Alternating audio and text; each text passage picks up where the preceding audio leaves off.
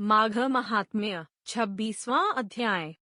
पथिक कहने लगा कि हे प्रेत, तुमने सारस के वचन किस प्रकार और क्या सुने थे, सो कृपा करके कहिए। प्रेत कहने लगा कि इस वन में कुहरा नाम की नदी पर्वत से निकली है। मैं घूमता घूमता उस नदी के किनारे पहुंचा और थकावट दूर करने के लिए वहां पर ठहर गया।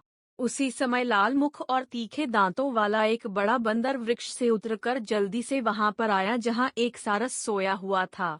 उस चंचल बंदर ने कई एक पक्षियों को देखकर उस सोए हुए सारस को दृढ़ता से पैरों से पकड़ लिया और तो सब पक्षी उड़कर वहां से चले गए, परंतु सारसी भयभीत होकर विलाप करती हुई वहीं पर रुक गई।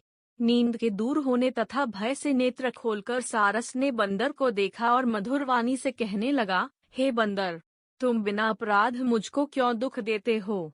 इस संसार में राजा भी केवल अपराधियों को ही दंड देता है। तुम्हारे जैसे श्रेष्ठ प्राणी किसी को पीड़ा नहीं देते। हम अहिंसक और दूसरे के कर्मों को नहीं देखते। जल की काई खाने वाले, आकाश में उड़ने वाले, वन में रहने वाले, अपनी स्त्री से प्रेम करने वाले, दूसरों की स्त्री को त्यागने वाले, दूसरों की बुराई से दूर रहने वाले, चोरी न करने वाले, बुरों की संगति से वर्जित, किसी को कष्ट न देने वाले हैं। सो इस प्रकार मुझ निरपराधी को हे बंदर छोड़ दो। मैं तुम्हारे पहले जन्म के वृत्तांत जानता हूँ। यह वचन सुनकर वह बंदर उसको छोड़कर दूर बैठ गया और कहने लगा कि तुम मेरे पूर्व जन्म के वृत्तांत को कैसे जानते हो? तुम अज्ञानी पक्षी हो और मैं वन में घूमने वाला हूँ। सारस कहने लगा कि मैं अपनी जाति की स्मृति के बल से तुम्हारे पूर्व जन्म का सब वृत्तांत जानता हूँ। तुम पूर्व जन्म में विंध्य पर्वत के राजा थे और मैं तुम्हारे कुल का पूज्य पुरोहित था। तुम राजा होकर अपनी प्रजा को पीड़ा दिया करते थे। विवेकहीन तुमने बहुत सा धन इकट्ठा किया। सो वानरा प्रजा की पीड़न रूपी अग्नि की ज्वाला से तुम पहले ही तप चुके हो। पहले तुम कुंभीपाक नरक में गिराए गए। तुम्हारे शरीर को नरक में 3000 वर्ष बीत गए। फिर नरक से निकलकर बचे हुए पापों के कारण इस बंदर की योनि में आए और मुझको मारना चाहते हो। पूर्व जन्म में तुमने ब्राह्मण के बाग से लूटकर बलपूर्वक फल खाए थे, उसका यह भयंकर फल हुआ कि तुम वानर और वनवासी हुए।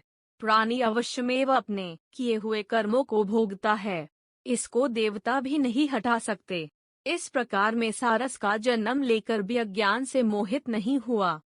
इतनी कथा कहकर वानर कहने लगा कि यदि ठीक ही जानते हो तो बताओ तुम पक्षी कैसे हुए?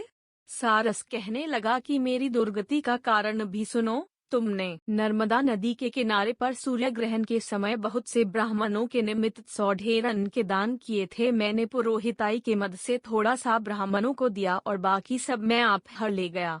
इन ब्राह्मणों के द्रव्य का अपहरण करने के पाप से मैं पहले कालसूत्र नरक में और फिर रक्त करदूम नरक में, जहाँ पर बड़े बड़े कीड़े थे और रक्त तथा पीप से भरा हुआ नाभि तक नीचे से और ऊपर पैर किए हुए पीप चाटता हुआ उस दुर्गंध वाले नरक में कीड़ों आदि से काटा जाकर 3000 वर्ष तक उस यातना को भोगता रहा। मैं नरक के दुख का वर्णन नहीं कर सकता। फिर नरक की यातना से मुक्त होकर यह सारस का जन्म पाया, क्योंकि पूर्व जन्म में अपनी बहन के घर से कांसे का बर्तन चुराया था।